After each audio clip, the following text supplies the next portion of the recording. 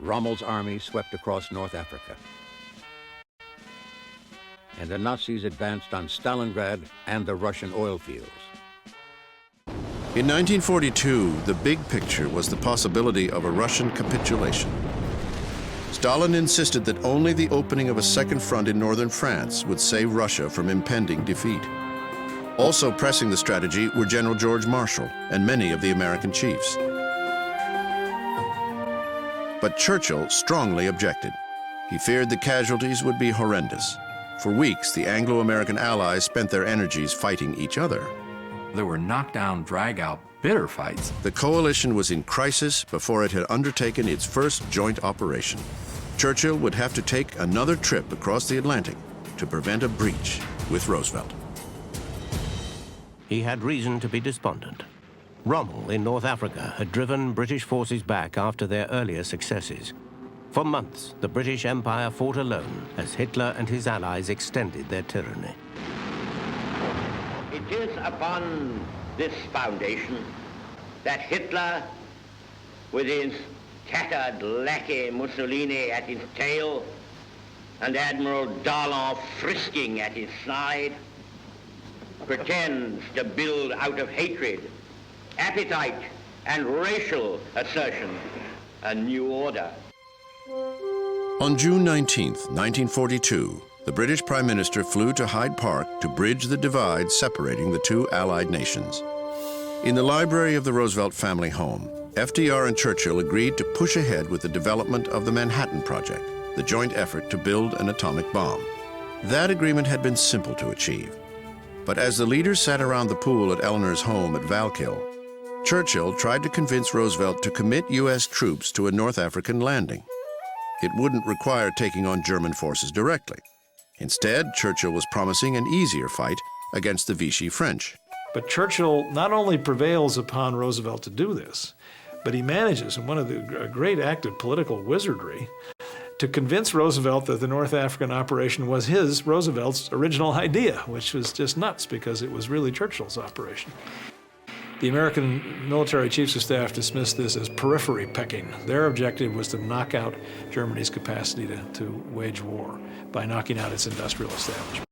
So North Africa, from this strategic perspective, was a great distraction. Churchill's arts of persuasion were severely tested when he journeyed to Moscow to see Stalin with Averell Harriman, President Roosevelt's representative, to tell the Soviet leaders that there would be no second front in France in 1942. They had urgently demanded an invasion of Europe to take the pressure off the beleaguered Russians. Stalin was furious and accused Churchill of cowardice. Churchill responded emphatically. He was annoyed and he lost his temper. Churchill went straight from Moscow to North Africa to confer with his commanders.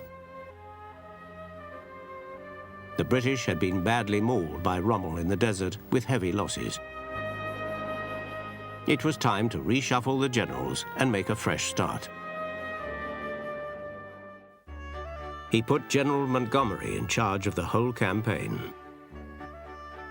Then he turned to what he did best, boosting morale among the troops. In October, the British Eighth Army pushed across the desert and broke Rommel at El Alamein, opening up the whole North African coast. It was the first major British victory of the war, and the last they would win alone.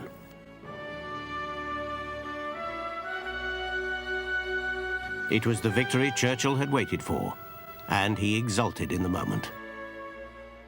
Ah, this is not the end. It is not even the beginning of the end. But it is perhaps the end of the beginning. A month after Alamein, American GIs finally enter ground combat in North Africa. Operation Torch, the North African invasion, began on November 8, 1942.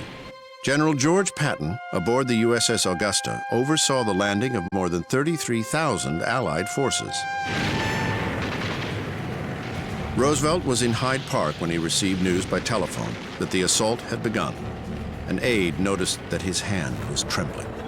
He listened then announced, "We have landed in North Africa. Casualties are below expectations.